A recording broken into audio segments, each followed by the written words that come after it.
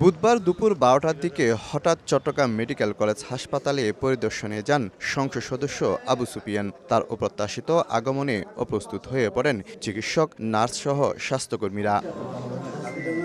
এ সময় হাসপাতালের নানা ওয়ার্ড ঘুরে দেখেন সংসদ সদস্য আবু সুফিয়ান। শয্যা, যন্ত্রপাতি ও লোকবল সহ নানা অবকাঠামো সংকটের সমস্যা সমাধানে উদ্যোগ নেয়ার আশ্বাস দেন তিনি। আমাদের হাসপাতালের যে জনবল, এই জনবলে আপনার এটা 500 বেডের জনবল, তাও কিন্তু পুরো সবগুলো নাই।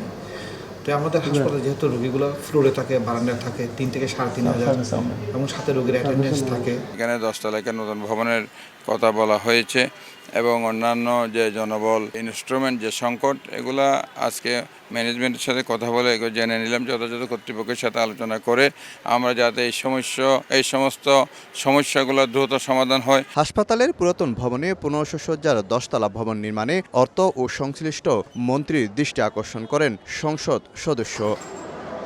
শফিকুল আলম, সময় সংবাদ, চট্টগ্রাম।